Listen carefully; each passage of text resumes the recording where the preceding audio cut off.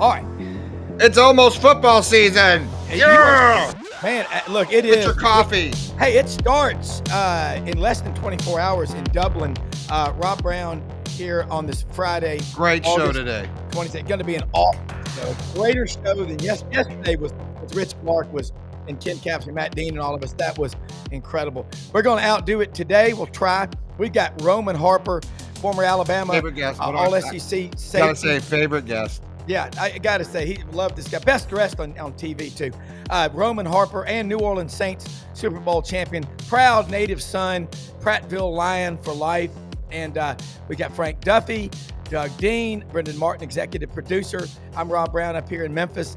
And we're going to get started. I'm going to tell you what, before we do it, take your phone, take a picture of that QR code, subscribe to our podcast network, SEC Sidelines. It's the host is YouTube, but we're also live on Twitter, a couple of channels there, and Facebook. And then Brenden throughout the day puts a lot of reels out, social media, Instagram, you name it. Look, the hour of power, the best 60 minutes on the SEC. Let's go ahead and get started and welcome aboard from up in Charlotte, Roman Harper. Roman, good morning. Great show last night with you and Dari Noka talking about Tony Barnhart was here Monday at the Touchdown Club in Memphis. We were hanging out in the lobby, Harold Grader and Greg Cotton and all of us. And he kept saying, we're going to 9 because it's the only way to save Tennessee, Alabama, Auburn, Georgia, and games like that. Yeah. But that was a great show. You and Dari together, that was fantastic. I love y'all messing with each other. But first off, you are an awesome guy, great dad of 4 kids. Thanks for sharing your time with us. It means more than you know. So let's go. Thank you, man. Appreciate that, Rob. I literally just dropped my youngest one off at school, made it back in time. I was very concerned about that, but already got that done. You know, when you're a parent, for me, like I just try and win breakfast. And if I win breakfast, like, it's like, you know, we're just off to a good first quarter. Like, okay, like we're rolling, you know. I feel that. Yeah, you just got to win breakfast, bro. Like, dude, I won breakfast and I got through Carline and she didn't kill me. Yeah, like it's a good run. Like, all right, now I got a little momentum going. So, I got to get a workout in, and then I got to knock out about a couple hours of work today that I want to get some film and some other things wrapped up today. So it's going to be a good day, man. Appreciate you guys for tuning in last night. I love working with Dari Noka. He's hilarious. And, you know, Dari is just like, Dari's so sharp. He's so good. And it allows me to kind of just like, you know what, I'm just going to just be myself. And I've gotten more comfortable with working with more and more of those guys and girls over there at the network. And they just let me be me. So it's all great. Well, it is, and your observations about, say, Joey Aguilar and watching tape on him and all. Let's get your thoughts. I'm sitting here looking at Lindy's All-SEC team, Garrett Nussmeier, Arch Manning, Lenora Sellers. Now, Garrett's got a lot of experience. The other 2 guys, you know, not that much. But let's start with the quarterbacks in the SEC and just the 9 games. I know Doug's got some stuff on that, so let's talk quarterbacks first, then we'll go to Doug. Okay, I'll talk about the guys that you just brought up. Garrett Nussmeier makes all the NFL throws that you want. Really good pocket presence, but not a great athlete, but is still aware within the pocket. So he kind of keeps himself out of trouble, whether it's stepping up, sliding to his left or to his right, sliding and stepping up and then going from there. But makes all the throws from within the pocket. Really good pocket presence, almost like a Tom Brady-esque pocket presence. The biggest thing with him is that he's got to stop turning the football over. Some bad interceptions that time where he's just forcing the ball. He's so confident. He's almost a little too confident at times. And that also could be, you know, a result of being around terrible defenses since Jaden Daniels was starting in front of him, where the quarterback at LSU just has to go out there and make every play. And so is it a mindset or is it just bad decision making? That will determine where they go this year. I think defensively for LSU, they should be better in second year under Blake Baker naturally. But I still got to see Harold Perkins and Whit Weeks on the field together at the same time. And so I want to see how that kind of plays all the way out. And then Arch Manning, I think Arch is going to be fine. You got Steve Sarkisian, who's a great head coach who really sets things up for offenses. Like he just puts it on the platter, you know, with all the motion, the fakes. He's a really good time of timely play caller and really kind of helps the quarterbacks make it into an easier game for them. And Arch Manning chose this path. He chose to go play under Sarkisian because of the offense, because of the friendliness of Texas, and all the other opportunities that are out there with being the quarterback there. So I believe Arch will be fine. They have to replace some wide receivers. I think their top 3 targets last year from last year's team are all gone. The offensive line they got to replace. Also some interior D linemen as well. You got to replace on the defensive side. Also, the secondary of Texas will be a little bit of concern as, if injuries do occur in the secondary, which I hope they don't. But they lost Jade Barron and the defensive back coach and Andrew Makuba, who was a great safety for him, played really well for them last year. So that's Texas.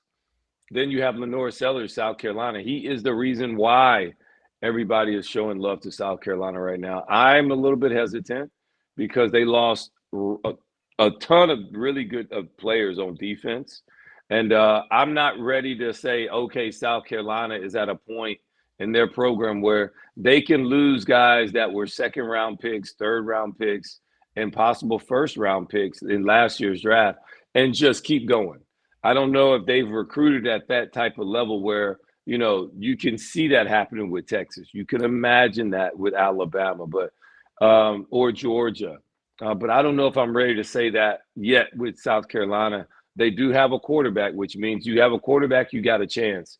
And Lenore Sellers kid is outstanding. I went back and watched Clemson, South Carolina like 2 days ago and just forgot how good he was down the stretch.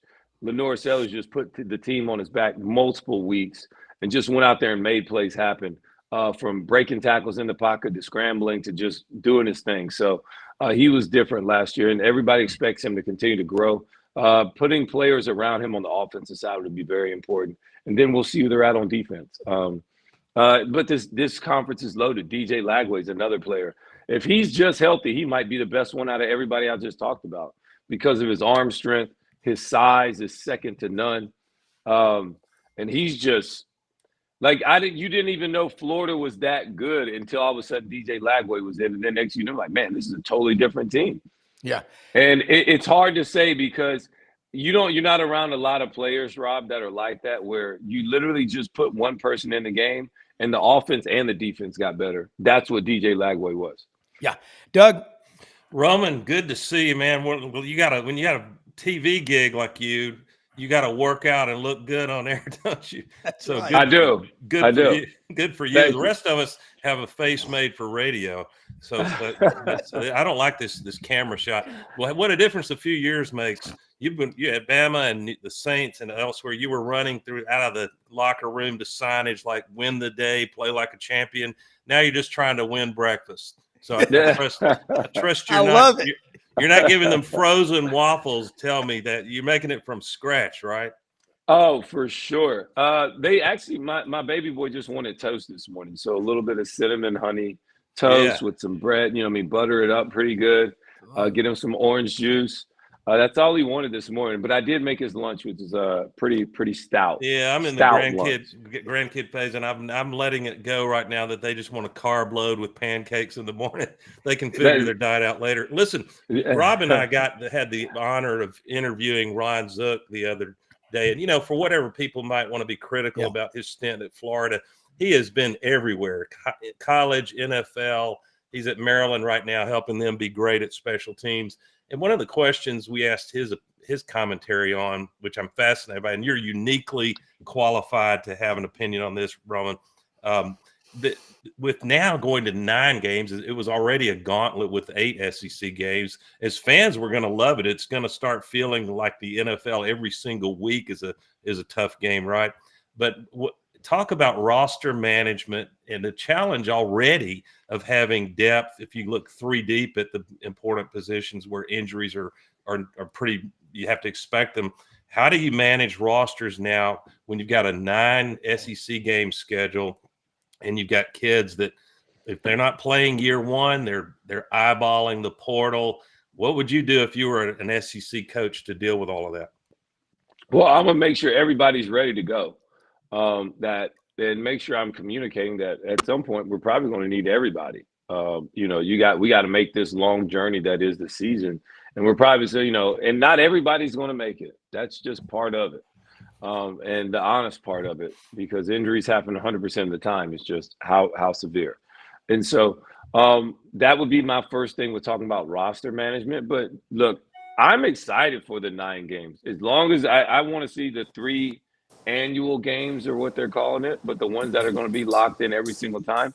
But the SEC did make it. I mean, they took all the power away from the Big Ten. This is just big boy moves right here. This is way bigger than just the conference. That was the one thing that the Big Ten kept hanging over the top of the SEC all off season. You've heard it from their coaches to their commissioner. And the SEC just said, okay, I'm going to take that power from you and I'll raise you. Because not only are they going to play 9 conference games, but they're also saying we're all going to play one out-of-conference Power 4 team as well, or Notre Dame every year too. So that's 10. So we're not going to take the Indiana Hoosiers route like you guys did and think I'm just going to sneak in because I play a weaker schedule one year and I just handle my business. And now I'm supposed to be like, oh, I'm good because I won my games. That just won't matter anymore. The SEC really put their foot out there and said, no, I'm willing to take the chance of having a 3-loss team with a harder schedule, and we'll get in. Who does Bama blame keep? Auburn, Tennessee. You figure they keep LSU permanent? I don't know if it'll be LSU. I almost think that's a little much. That's asking a lot. Yeah, that's asking a lot.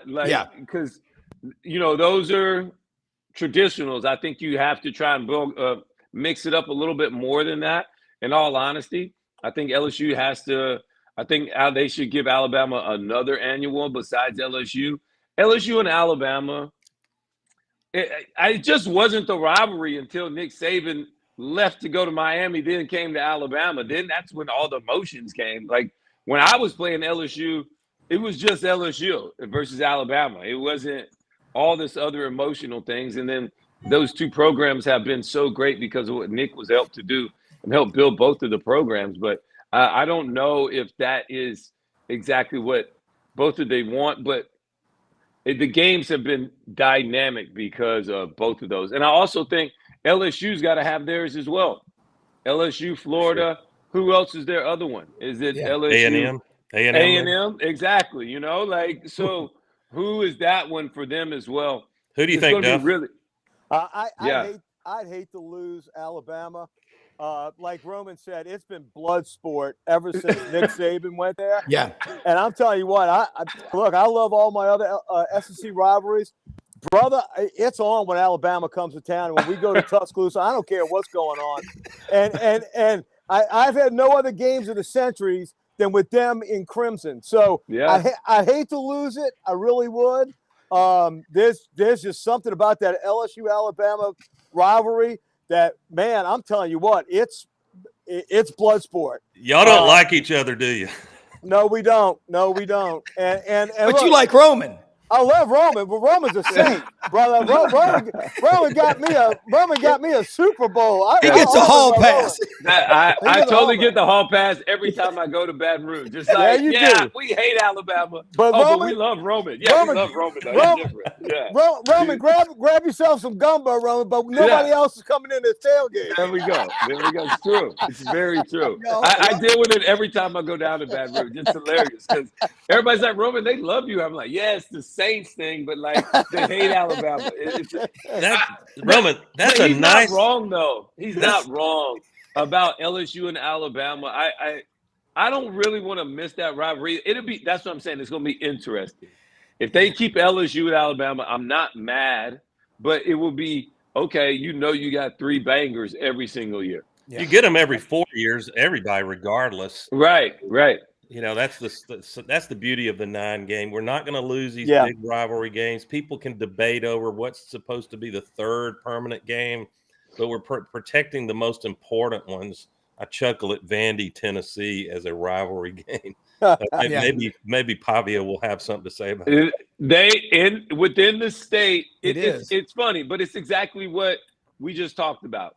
Alabama hates LSU way less than LSU hates Alabama. Okay. All right. And Vandy hates Tennessee way less than Tennessee hates Vandy. Wow. And like you have those things within the state or within these rivalries that happen. Like Alabama hates Tennessee probably way more than they hate Auburn. I hate Florida State. Yeah. And, Yeah. and you get it. Look, with all of my existence in the world, my two favorite teams are living in Gators Memphis, and whoever's playing Florida State. A lot of my family went to Vanderbilt, and they hate it. I mean, and you get in the mid-state, Nashville, it's really nasty. And I tell you what, Roman, I loved it last year when you were talking about Vanderbilt. You make people get out of their comfort zone, and I think a conference, by the way, is as strong as it is because of the relationships. Like on the trading floor at Morgan Keegan, Duncan Williams, where I've worked over the years.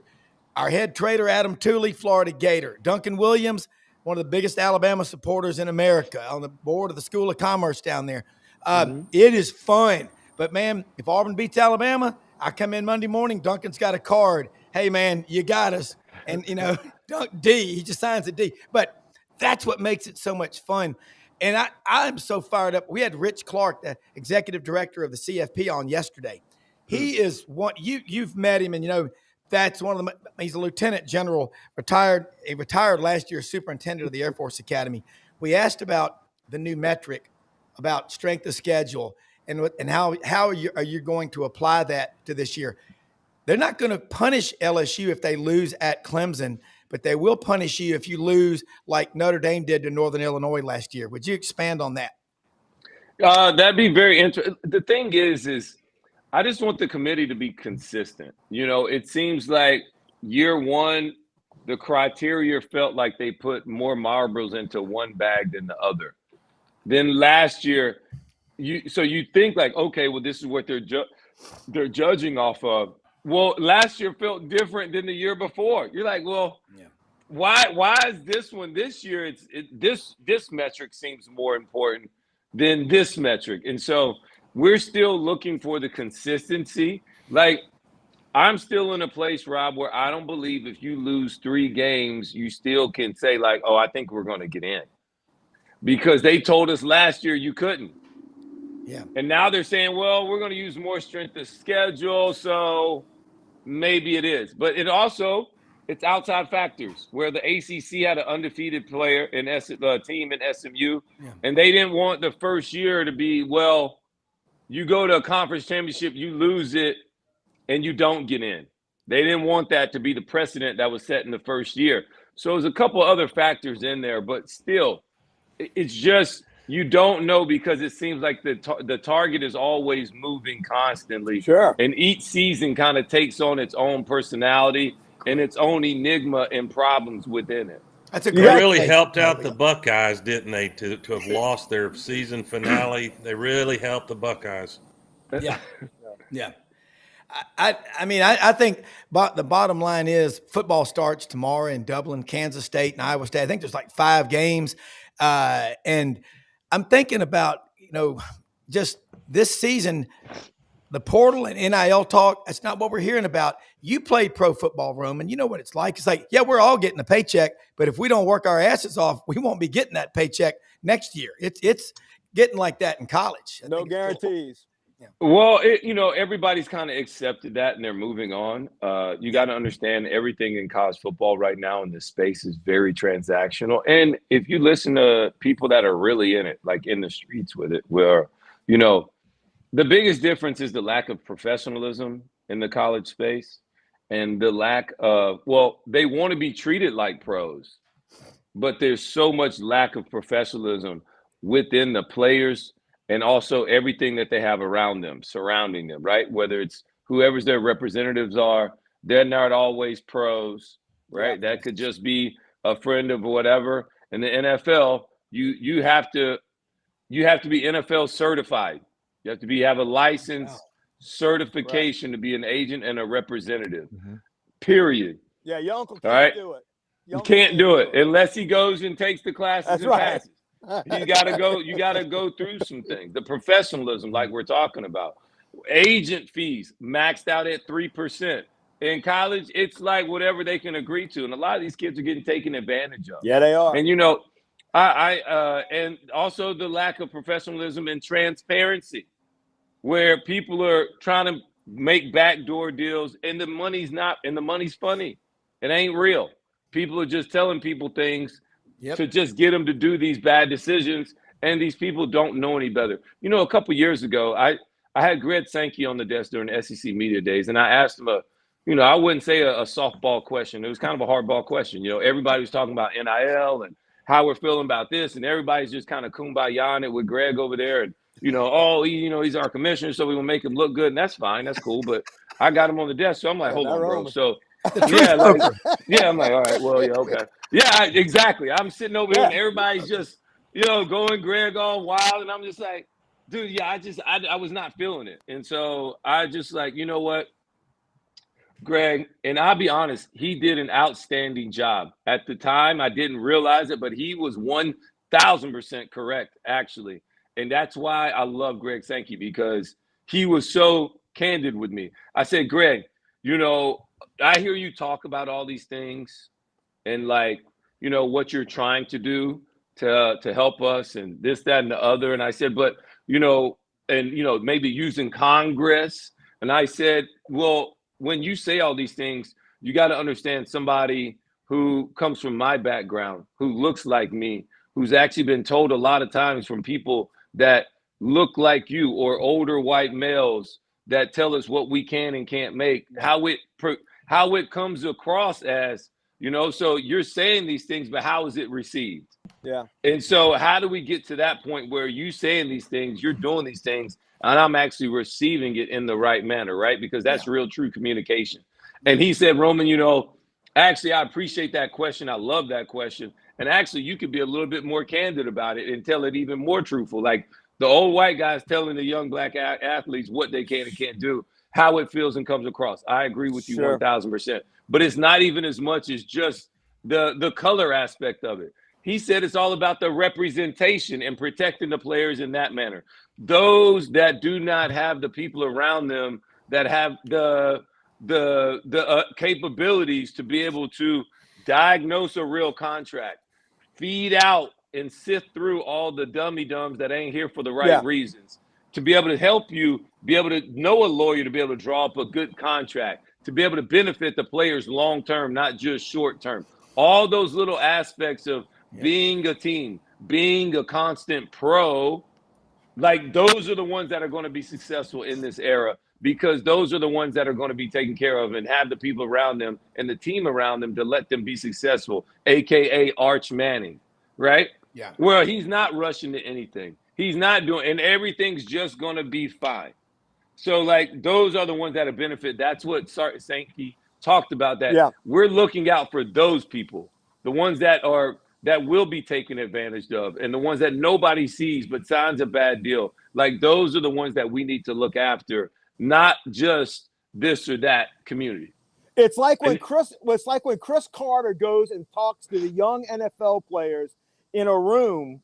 It's a different message than when a Tagliabue or somebody goes in there and talks about it. It's a different deal. And these college kids need that. And look, I hope somebody's better be telling them about how to pay taxes and how to manage this money, because without that, these kids are going to get in trouble, Roman. And then they might be past their playing days, and they get a tax bill from the IRS 3 years from now, and nobody's around to help them. That's exactly what needs to happen. It needs to be done now, when these kids are in a position to make these decisions and not get taken advantage from by people that can take advantage of them.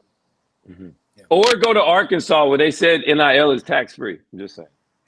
They said that? Oh, my goodness. You got to be kidding me.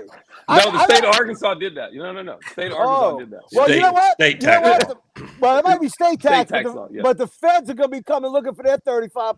You can bet that. You're probably correct about that. You know what? I was just going to circle back to the 9, going to 9. Even if we were not going to 9 SEC games, you look at the playoff selection last year, and I've got, I don't care if you say Roll Tide, Roman, I think Alabama had an argument to be in. It's kind of unfortunate that their ugliest loss was late season. at Norman, but South Carolina had an argument, Ole Miss argument, and it's something is counterintuitive that the Big Ten had more playoff berths than the SEC. And we had help me, Rob, Mike Griffith. Mike Griffith from the Atlanta Journal-Constitution last Friday. He's a high IQ guy with all this stuff. And he made a great point.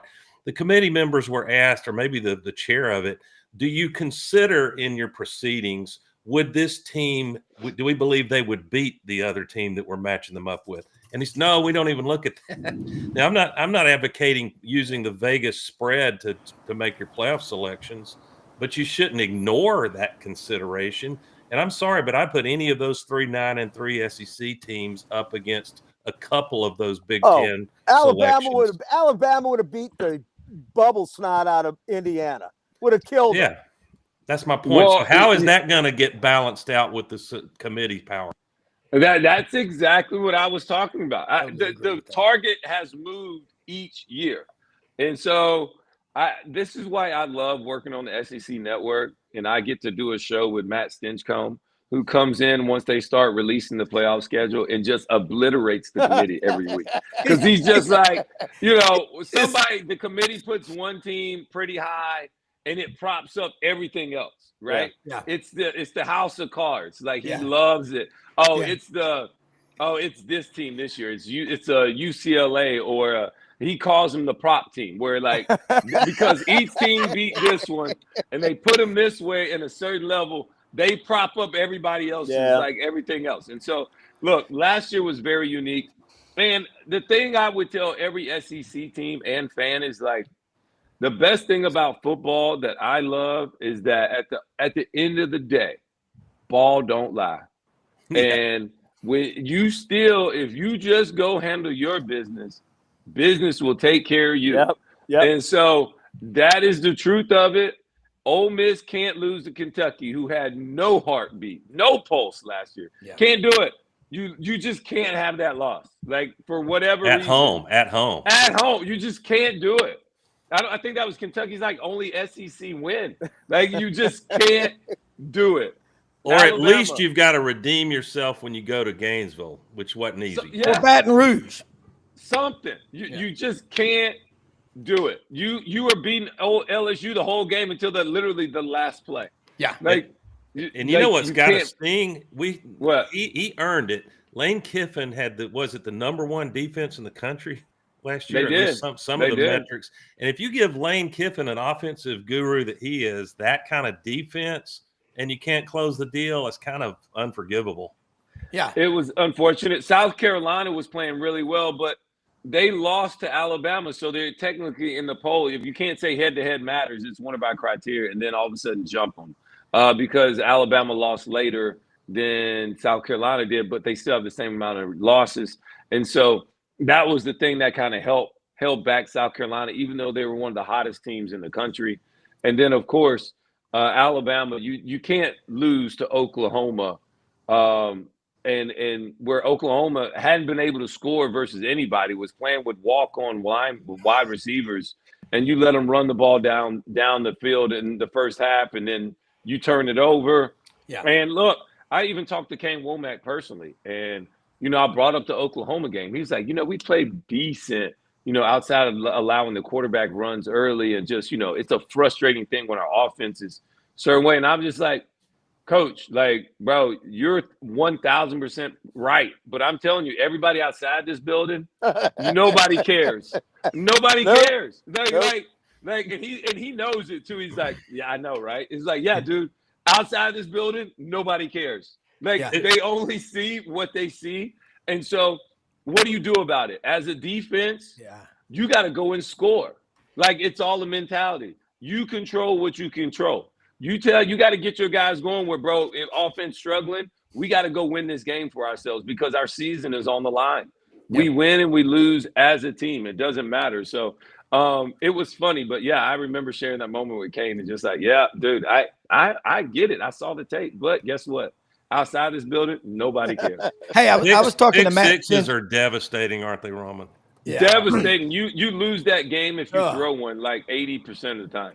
Yeah. Hey, I met Matt Stinchcomb at Media Days, talking to him Uh-huh. and his daughter, who enrolled at Auburn last week. Matt, I've got a new nickname. I call you the truth broker because that's what you are. You just tell it like it is. Matt Stinchcomb is the Punisher, because when he gets on TV, he just destroys all that stuff. I mean, put a robe on that guy and swear people in before they talk to him. He is a lethal weapon, because that's a nickname that we gave from this guy that the wholesalers used to be kind and take us out to play golf and a nice steak dinner at Folks Folly.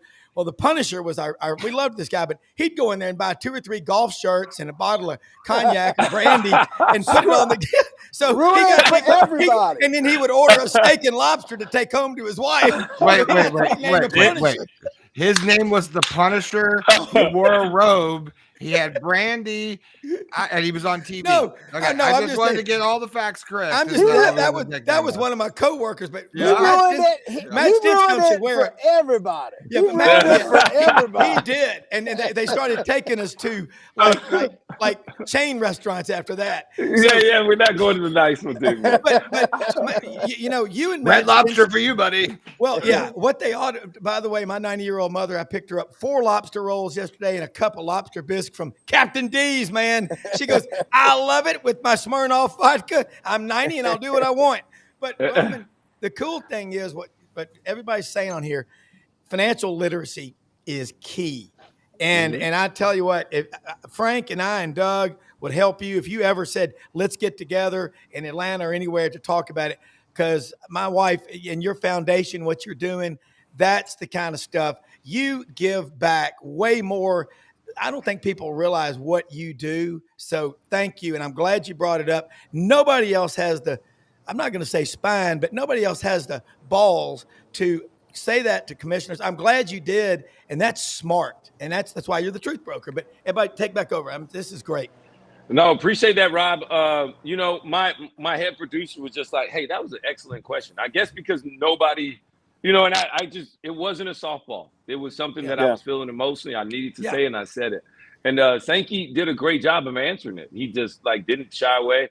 And at the time, I was like, okay, we'll see. And I'm telling you right now, he was 1,000% correct, because that's what I see from the outside because of the lack of transparency, the lack of financial education. It also is a lot of these parents who are around these kids haven't been in this situation before. And so if this is your first time in the situation, those are the ones that are actually losing out right now versus people that have been in the corners or have been in some of these things. Those are the ones that are really winning right now. Yeah. Roman, I'm shocked your producer didn't come up with a new segment called Wait Up, Bro. That would be the name of a great segment. Wait up, bro. Hang on. Hold on. Maybe I'll bring that up. Whenever we start doing, maybe I'll bring that up. I think what a lot of people, I'll admit, and I think it's because I've had the privilege of speaking to Sankey a couple of times, and he's got that New York edge to him because that's his roots. But and he's a gentleman, he's classy, but he does not pull punches. And he's not shy about putting you in your place if you misspeak. But I think some of the people here in the South, how genteel we try to be. Some people it takes a minute to. Sankey is an acquired taste as a gentleman, but man, he has made some brilliant chess moves. Yeah. I was going to say about Stinchcomb. He's turned out great. I love these O linemen that were 320 when they played and they slimmed down and look all GQ, but Stinch, I bet he was that angry lead blocking on a toss sweep too, if I remember, wasn't he, Roman? I'm pretty sure he was. Stinch is awesome. I love working with him. You want me to tell you why I love working with him? Because he literally can play off of me and I can play off of him. He allows me to just kind of be my funny self. I think he's absolutely hilarious. He can mimic 20 different coaches from the SEC of the past, and he is so funny, and he can either talk for 2 minutes and filibuster, or he can talk for 10 seconds and still be able to do whatever it is. So it's if I go long, he can give me 5 seconds and still be good. Or he can go long, and then I'm like, dude, just let him eat. Just let the dog eat right now, because this is his time to shine. and I need to just say like 5 seconds and then get out the way because he's about to rip the playoff committee a new one. And I just love working with. It's so funny. I do have a question though. I do have a question though, and that's Rob. So what's up with your Auburn guys? Like where do we come up with these new national championships? Yeah, I want to talk about 1958. That's some bullshit. Yeah, that's Billy Cannon, bro. That's Billy Cannon. Like LSU is not cool about that, bro. What's going on? Roman. And as an Alabama guy, I don't want to punch down. I feel like I'm punching down. Roman. I don't want to answer this. Duff, you got to calm down. You're going to have an aneurysm. Hang on. I'm 11-0, and I beat Clemson in the Sugar Bowl, and y'all got the Montgomery newspaper giving y'all one. Yeah, y'all hey, number Roman, 4? we're taking a page from the genius of the Crimson Tide, Roman. 1941, brother, finished 20th, got shut out by Mississippi State and Vandy. Yeah, I mean, I agree with you, right? So that's why I can't say much, but we've been doing it so long, it's just kind of cooked into the equation. You guys just pick a random offseason and like, you know what? You had to get the baseline set. We're not going to play that game again. Now, Duffy, I will give you back 58. I don't like you got to give me 58. That's wrong, wrong. Auburn lost to Georgia Tech 6-3 in 58. But I want 1988, Duff. Y'all caused an the earthquake game. To win that game. But you know what's funny is the national championships. That's what makes college football what it is. It's so messy and controversial. We talk about it year round. And I've done the research on this. Every team going back to November 6th, 1869, Rutgers 6, Princeton 4 in 8 extra innings. It was like a rugby scrum. On average, about 4 teams up until recently would lay claim to a national championship. And so Wayne Atchison, the sports information director, the summer of 1984, you can talk about Saban's success, but the summer of 1984, Alabama went from 6 to 11 championships. They could claim 27. They've got the greatest history in all of college football. I'm being completely transparent. Two wrongs do not make a right. Two wrongs do not make a right. Yes, they do. In football, they do. Here's what we're saying. What we're saying without saying it is, I'm going to see if I can be fair. But Auburn uniquely, everybody wants us to be saintly and held to a higher standard, and it amounts to a damn double standard with some seasons. You can debate 58. It's embarrassing to add 58, but I think that the issue is there are a lot of years over the decades prior to about 2014 when the BCS became at least the best we have. When you can call it mythical, how the heck Miami leapfrogs that Auburn 83 team with the schedule they played is absurd. Yeah, that was bullshit. I agree with you. It was because NBC, Auburn was third, Nebraska lost, and you get leapfrog by number 5. But it's marketing and it's mythical.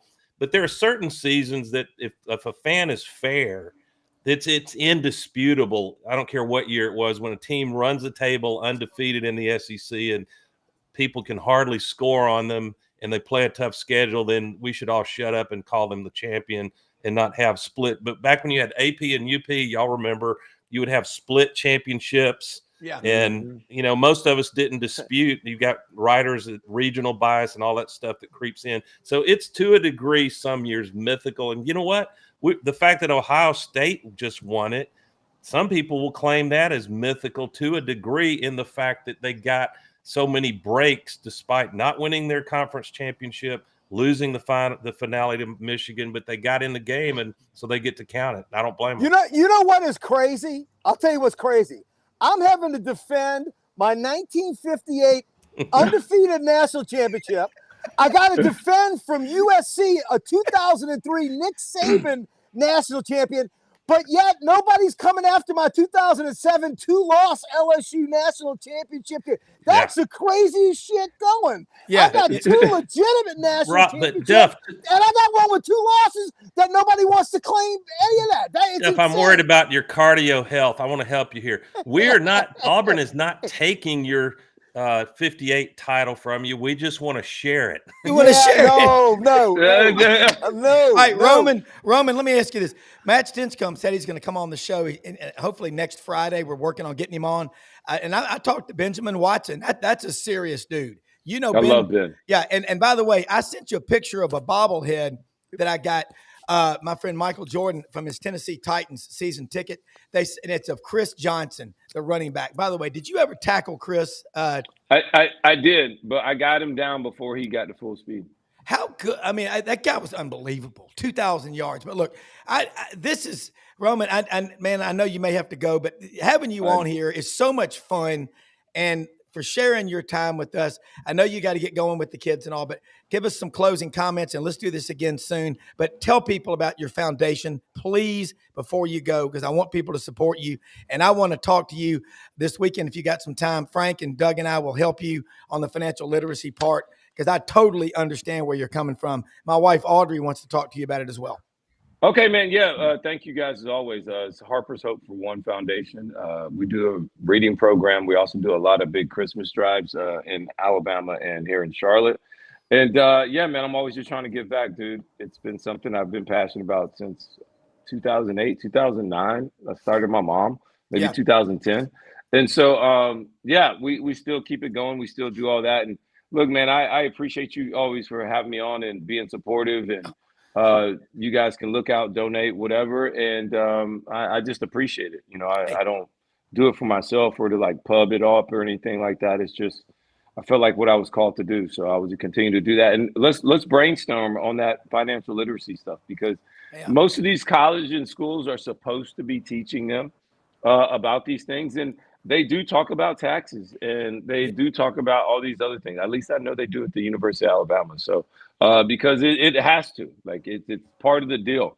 And it's just interesting because we call them student athletes, and man, I don't see how I pay a kid $100,000 and then hopefully he passes psychology. I'm like, bro, you know, but whatever though, that's a different conversation. The truth broker said it. Hey, Roman, quickly, I'm gonna cheat and get one more question. And I know you're Bama fans. Yeah, go ahead. Talk about the degree to which, with this loaded Alabama team, at least on paper, they sure look loaded to me. And it's gonna, like so many of the SEC, all about QB. How much pressure does DeBoer feel? It's only year 2, but he is following you know who. What do they have to do this year? I think they definitely need to make a playoff run. I think that would take a lot of pressure off. Playoff run, that checks all the boxes right there. And then what happens after that is just progress. But they definitely need to get into the playoffs this year. That's the expectations of Alabama. They need to look and feel different. They need to be better on the road this year in road games, where last year they really struggled. And they also have to stop the ebbs and flows, right? You can't beat Georgia, lose to Vandy. You lose to Tennessee on the road. Nobody was really mad about that, and they didn't play well. But overall, that's a game like you can exceed them losing in the first year of DeBoer. But you can't go beat LSU 28 to whatever and then lose to Oklahoma the next week on the road. You just got to be better in those situations. I think everybody, I think they will be. I don't know how loaded this roster is, but they have less questions about a lot of things than other teams do. As far as, Grubb coming in on offense, DeBoer second year, you're a little bit further away from what Nick Saban had in his regime. The offensive line is really steady, few years, 2 or 3 year starters on the front. Defense, you're in your second year defensively. And I tell everybody, I loved playing in multiple years in a defensive system, not because I learned the playbook more. Like, I already had the playbook. I'm a smart guy. I picked that up. That's easy. But in the second year, I knew what I could and couldn't get away with. Like, I knew what I could cheat and show. I knew what teams were trying to attack when we called certain plays, or in this situation, what were we getting most times, or what are we allowing them, the offense, to have, and then we'll take away this. And so those are the little intricate details you learn by being in a system multiple years. And so defensively, they should be better. Same thing I said with LSU under Blake Baker in a year 2. Like, they should be better defensively. But LSU still has to be able to protect this quarterback. But I expect – I got Alabama in the SEC championship game. I don't know. I got them versus Texas. I don't know. I haven't picked the winner yet, but – I got Alabama and Texas in the SEC championship game. Well, that was a big truck or something just rode over something. Maybe that was the Big Ten. I thought that was Frank's sound effects. You heard Alabama in the SEC championship. Frank and Doug were Oh, yeah, we got Brad Bellamy from Landers Ford. Brad, great seeing you again. I'm gonna get up out of here, man. I got to go get ready to go work out. See you, Rob. Thank you so much. Hey, thank you guys. Be good, man. Appreciate it as always, man. Thanks for having me. All right, brother. Love it. Brad, hopefully next Friday we're going to have the Punisher on here. That's what I call Matt Stinchcomb. He does I would love to get Matt Stinchcomb and Roman with Petiti, the commissioner of the Big Ten. I think that would be a lot of fun because I don't think Indiana beat a single ranked team last year. And Brad, my wife and I were listening to a song, Just Let Your Love Flow, the Bellamy Brothers. Are you related to the Bellamy Brothers by any chance? I am not. Okay. I am not. I have famous Bellamys in my lineage, but the Bellamy brothers are not part of it. I can't remember if I've shared on the show or not, but my great-great-grandfather wrote the Pledge of Allegiance. So that's my famous. Wow. Really? Wow. God. That's pretty cool. Whoa. That is awesome. Yeah. Do you have the original manuscript? So do not have the original manuscript, but I do have the desk that the pledge was written on in my house. That's pretty freaking cool. So That's awesome. when my grandfather passed away, my dad said, "Hey, I'm going to die most likely before you, and so instead of moving this thing twice, let's just move it once." And so he shipped it to me. So pretty cool. Really cool history about it. He wrote it in 1892 for the 400th anniversary of Columbus Day. They wanted to have something that the school children could recite across the country. Now, part of it was he was also trying to sell magazines for a company called the Youth Companion, which was very similar to Boys Life back then. Yeah. But wrote it in Boston, Massachusetts. And, the original pledge has been changed twice. The original had "To My Flag." And in 1924, there have been so many immigrant school children moving into the United States that the president really wanted the kids to make sure they're pledge allegiance to the United States of America, not to my German flag or my Italian flag or Irish flag. So that's awesome. They added that. And then Eisenhower in the 50s wanted the nation to get more centered under God. So added "In God We Trust" to our money, and also added "Under God" to the Pledge of Allegiance. So outstanding. Brad, speaking as a singer, I have a bone to pick with your great grandfather. That high note at the very end, "The Land of the Free." You better be good, and you got to start at a low enough key that you got room for that high note at the end. It's the Pledge of Allegiance, not the national anthem. My bad. I'm sorry. My mistake. Wrote the Star Spangled Banner, and you can probably blame the Brits for that tune since we stole that from them. But yeah, and one of the crazy things about it was, I'd learned history from the time I was really young about this, and so I've said the pledge at different things. My uncle actually said the pledge at the Republican National Convention in the 50s, and I have an inauguration invitation when Eisenhower got elected in my house. Wow. They were invited to because he said the pledge. But one of the things, so I had some dealers I used to work with fact check me, and they're like, "Hey, this is true. Like, we didn't believe you, but then we Wikipedia'd it." Well, it turns out, and this is something I did not know, but originally you did not put your hand over your chest. There was actually, and you can research this, it was called the Bellamy salute, and you actually pointed your right arm at the flag. Well, in the 1930s, that's a little problematic. I don't think so. Oh my God! Made that more prominent. And so, but if you Wikipedia Bellamy salute, you'll see a bunch of school children pointing at the flag with 3 fingers. Woo! That's funny. Moving right along. That's funny. That's funny. Yeah. All right, real quick. Tell us what's going on there at Poplar and Houston Levy at Landers Ford. Man, we're selling a bunch of cars, man. So we're currently number 1 in the entire Memphis region at Explorer sales. We are number 2 in Expedition sales. We are number 4 nationally in Expedition sales currently. So we're selling a bunch of Expeditions and Explorers here at Landers Ford. We had the golf tournament 2 weeks ago, and so we got those back last Monday. we had the best weekend last weekend that we've had since pre-COVID. So, we got them stacked up and we're selling them out. We knew it was going to be a good weekend for us. We knew it was going to be a good tournament for us because these brand new Expeditions and Explorers are amazing vehicles. They drive great. Blue Cruise is one of the coolest features that Ford has launched out. One of the things I personally love about it is because I'm having to sit at soccer practice and wait for my son to get done with soccer.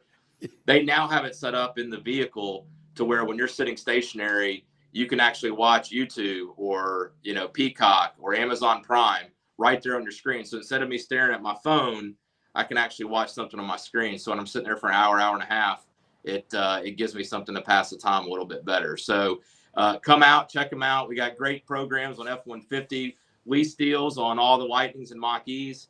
And, man, we've had a great run of momentum here as a result of just what the inventory we have in the golf tournament and the pricing we got. We got X-Plan pricing on all of our Explorers and Expeditions that were part of the golf tournament. Well, you should. You're some of the best people, and you support so many great things in the Mid-South. No matter where you are, LandersFordMemphis.com. Ask for Brad Bellamy and start the conversation. Doug, Frank, football, Brad loves football. Let's wax eloquent here in the closing stretch. Well, before we get started, I do have to let y'all know, I just got a text on my LSU text change. The University of Kansas is trying to claim our 2019 title because former coach Les Miles had a lot of his players that he recruited on that team. So now we've got Auburn's gone after our. I have no problem with that. Auburn has gone after our 58 championship. Kansas is now coming after our 2019 championship. Rock Chalk Jayhawk, man. Hey, Frank. Everybody's mad at Auburn for following the same methodology as half of these programs. But that's the thing that we all had in common. We can laugh at Alabama for their Betty Crocker 1942 national championship or the 1921. I wouldn't go after Alabama. They've earned it. Harper's bizarre, four-way national championship. That's the one thing we had. Yeah, but when you win 15 legit, you can get away with a couple of questionable ones. Frank, it was the UPI and the FBI and the OPP and the CNN. So they won all those awards. That was the Elks. The A&P and the WPA. I have a simple proposition, guys. Can we at least agree? There's a bunch of seasons that can be debated prior to 2014, but now, warts and all, we have to accept unequivocally whoever wins the 12-team playoff. Absolutely. Fair? Absolutely. Yeah, that's all it's you on can the do. field. If you ain't picking up hardware, right, you didn't win it. So so the season starts tomorrow. Who is y'all's national championship game? Tony Barnhart said Monday night at the Touchdown Club, Texas, Georgia. Tony Barnhart had Florida State in the playoff last year. Let's move past that. Yeah. No, I'm just saying. I've got Georgia playing for the national championship. Yeah, they got but I don't have Texas. I don't have Texas being in there. And the only other team that I'm getting inclined to say Clemson, Georgia for a national championship. Oh, that'd be interesting. I don't trust Dabo. I just don't trust Dabo to get to 10 wins regular season. Maybe I'm wrong. Well, and they start. We'll know a lot on the 30th. Yeah. Yeah, we will. Yeah, Rob, I like the age of Clemson. I like the experience of Clemson as well. Can they win 3 in a row to get there, or 2 in a row to get there? That's a great question. But I like Clemson as well. I'm probably way overhyping experience right now at this point over talent, but I'll put Clemson in there too. I'm gonna be contrarian as heck and therefore be wrong, surely. But I'm gonna do something like Texas and Miami. I like Cristobal, and I would also say I'm not saying I think both of those might have to not get a bye. Like make the playoff, but get hot at the right time, and somebody else get upset. I don't trust Georgia.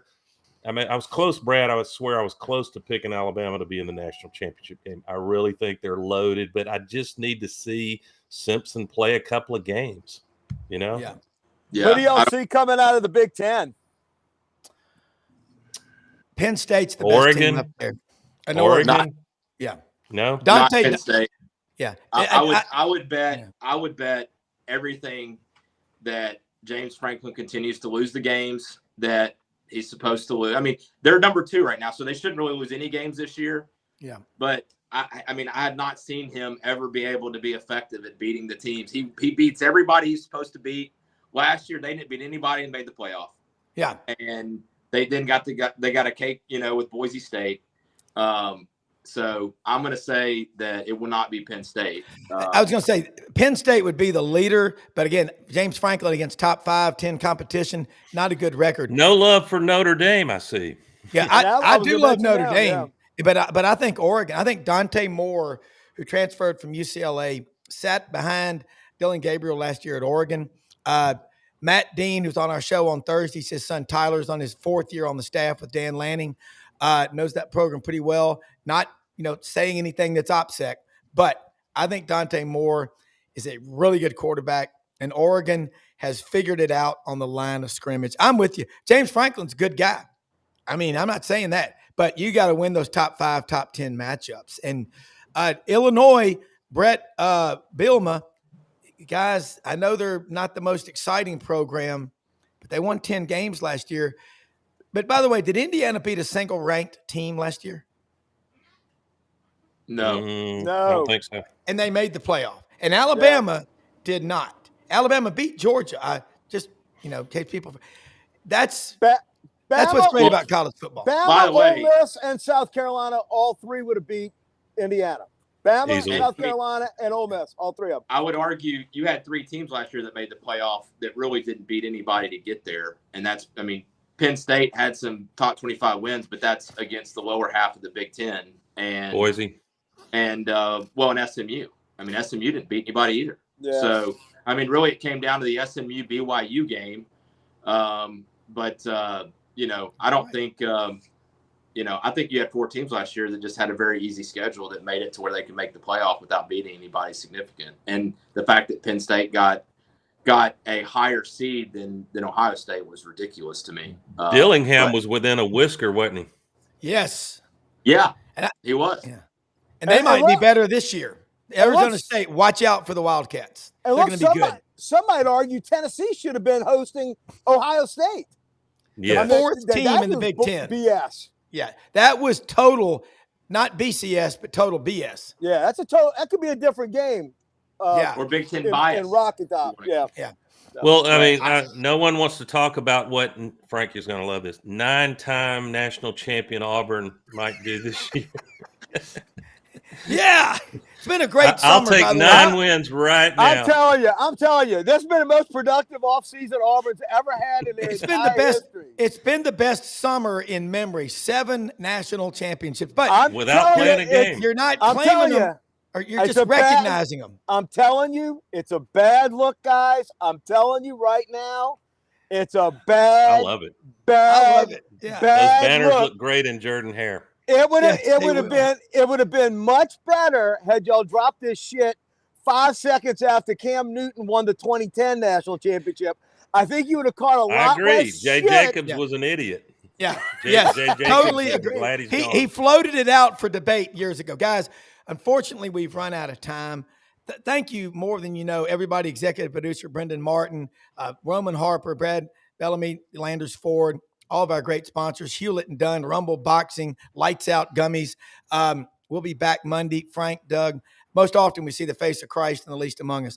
Find ways to get out and help people every single day. Just find excuses to win.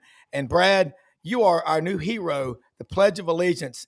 Love it, man. Have a great weekend, not the everybody. National anthem, the pledge. Absolutely, the Pledge of Allegiance. And Brad's smiling like a Cheshire cat because he doesn't have to defend that Betty Crocker national championship bullshit no more. He's happy. I can tell you that right now. Auburn, funny out there with national championship. Hey, I'll take it. All right, everybody. See you guys. Have a great weekend, everybody. Thank you.